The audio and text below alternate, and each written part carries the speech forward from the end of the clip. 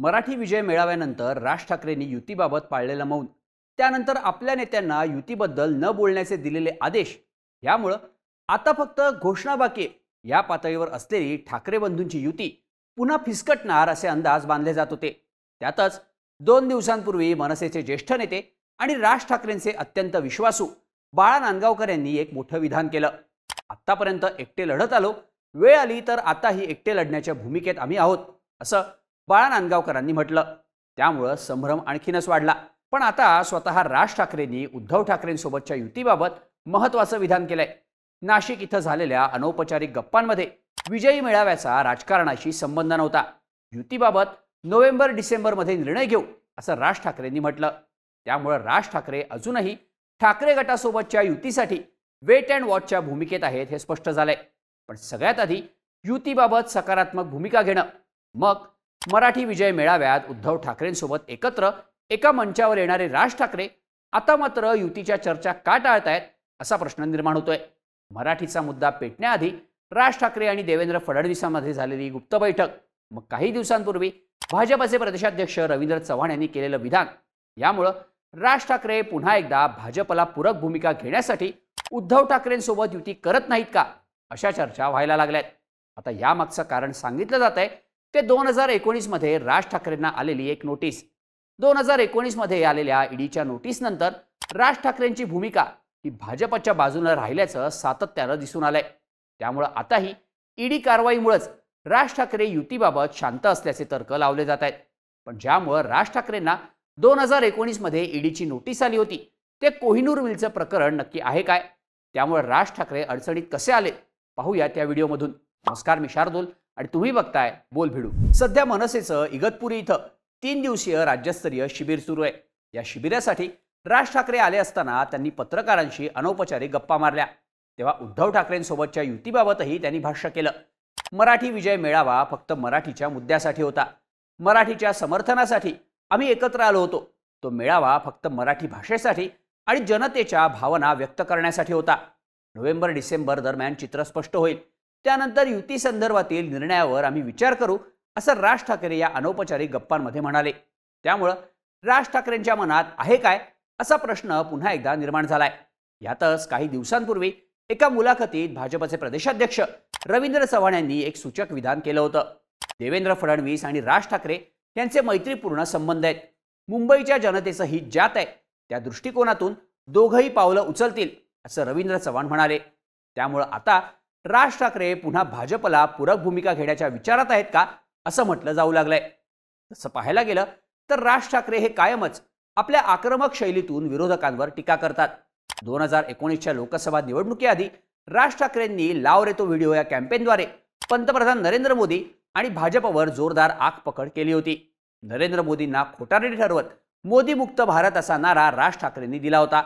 पण त्याच राज ठाकरेंनी 2024च्या लोकसभेला फक्त पंतप्रधान नरेंद्र मोदींसाठी आपण महायुतीला बिनशर्त पाठिंबा देत असल्याचं जाहीर केलं. त्यानंतर विधानसभा निवडणुकीला राज ठाकरेंनी दिलेले उमेदवार हे भाजपच्या सोयीचे असल्याचंच बोललं गेलं होतं. मग गेल्या 6 वर्षात राज ठाकरेंनी आपली भूमिका 180 अंशात का बदलली असा प्रश्न अनेकदा केला जातो. तर याचं उत्तर ऑगस्ट 2019 मध्ये राज ठाकरेंना आलेल्या ईडीच्या नोटिसीत असल्याचं म्हटलं जातं. 2019 मध्ये कोहिनूर मिल व्यवहार प्रकरणात राज ठाकरेंना ईडीची नोटीस आली होती. त्यावेळी त्यांची तब्बल 9 तास चौकशी सुद्धा झाली होती. त्यामुळे हे प्रकरण नक्की आहे काय ते बघूयात. मुंबईच्या दादर इथं अगदी मोक्याच्या ठिकाणी बनात मिल या नावानं 1896 मध्ये एकूण 3 मिल्स सुरू होत्या. पुढं कापड या नावाच्या उद्योजकांनी या मिल विकत घेतल्या आणि त्यांचं नाव कोहिनूर टेक्सटाईल्स मिल्स असं करण्यात आलं. या तिन्ही mills Kohinoor mill number 1, mill number 2 आणि मिल नंबर 3 म्हणून ओळखल्या जाऊ लागल्या. या मिलमध्ये कापड तर तयार व्हायचंच, पण कोंबडा छाप धोतर बनवण्यासाठी कोहिनूर मिल प्रसिद्ध होती. या मिलचा सकाळी 9 वाजता भोंगा व्हायचा. त्या भोंग्याच्या आवाजानं लोक आपली घड्याळं सेट करत असत, असंही काही जुने जाणकार लोक सांगतात. पुढं या मिल्सपैकी मिल नंबर 1 आणि 2 एका ट्रस्टनं विकत घेतल्याचं सांगण्यात आलं. आता राज ठाकरे ज्यामुळं ईडीच्या रडारवर आले तो व्यवहार आहे कोहिनूर मिल नंबर 3चा. त्याचं झालं असं की 1982 मध्ये मुंबईतल्या 13 मिल्समध्ये संप झाला. त्यात कोहिनूर मिलचाही सहभाग होता. हा संप खूप काळ चालला. शेवटी 1984 मध्ये तत्कालीन पंतप्रधान इंदिरा गांधी यांनी त्यांच्या त्यावेळच्या प्रसिद्ध धोरणानुसार या मिल्सचं राष्ट्रीयकरण केलं, पण तरी या मिल्स काही चालल्या नाहीत. 2002ला एकूण 25 मिल्सचे प्रस्ताव BIFR म्हणजेच board of industrial finance and रिकन्स्ट्रक्शन्सकडे प्रलंबित होते. यापैकी 15 मिल बंद आणि 10 मिल चालू करायच्या होत्या. यास बंद होणाऱ्या 15 मिल्सच्या यादीत कोहिनूर मिल नंबर 3चा सुद्धा समावेश होता. पुढे कोहिनूर मिलसह एकूण 7 मिल्स NTC म्हणजेच नॅशनल टेक्सटाईल कॉर्पोरेशनकडून विकण्यात आल्या. तेव्हा कोहिनूर मिल नंबर 3चा व्यवहार आणि त्यात राज ठाकरेंचा सहभाग कसा होता त्याची माहिती घेऊयात. दादरच्या शिवसेना भवनासमोरची ही एकूण 4 एकरची जागा होती. 2005 मध्ये या मिलच्या जागेचा लिलाव करण्यात आला. तेव्हा शिवसेना नेते मनोहर जोशी यांचे चिरंजीव उन्मेष जोशी यांच्या कोहिनूर CTNL आणि राज ठाकरे राजन शिरोडकर यांच्या मातोश्री इन्फ्रास्ट्रक्चर कंपनीनं मिळून 421 कोटी रुपयांची बोली लावून कोहिनूर मिलची जागा खरेदी केली. या जागी कोहिनूर स्क्वेअर या नावानं 52 आणि 25 मजल्यांचे ट्विन टॉवर उभारण्याचा प्रकल्प होता. या संपूर्ण प्रकल्पाची किंमत तब्बल 2100 कोटी रुपये इतकी होती. रिअल इस्टेटमधला हा तेव्हाचा सगळ्यात महागडा प्रकल्प म्हणून ओळखला जात होता. पण हा प्रकल्प ईडीच्या रडारवर कसा आला, तर या जागेच्या खरेदीसाठी infrastructure leasing and financial services म्हणजेच IL&FS या कंपनीकडून कर्ज घेण्यात आलं होतं. ही कंपनी एक नॉन बँकिंग फायनान्स कंपनी आहे. त्यावेळी आलेल्या काही बातम्यांनुसार IL&FS या कंपनीनं कोहिनूर स्क्वेअर प्रकल्पात एकूण 225 कोटी रुपयांची गुंतवणूक केली होती. पण कंपनीला या प्रकल्पात नुकसान झालं. त्यामुळे IL&FS या कंपनीनं 90 कोटी रुपयांना आपले शेअर सरेंडर केले. त्याचवेळी 2008 मध्ये राज ठाकरे यांनीही या प्रकल्पातले आपले शेअर्स विकले. राज ठाकरेंनी शेअर्स विकल्यानंतर IL&FSने पुन्हा एकदा या प्रकल्पात गुंतवणूक केली. राज ठाकरेंनी प्रकल्पात केलेली गुंतवणूक, शेअर्स विकल्यानंतर त्यांना मिळालेला फायदा, त्यानंतर IL&FSने केलेली गुंतवणूक हा मुद्दा ईडीच्या रडारवर आला.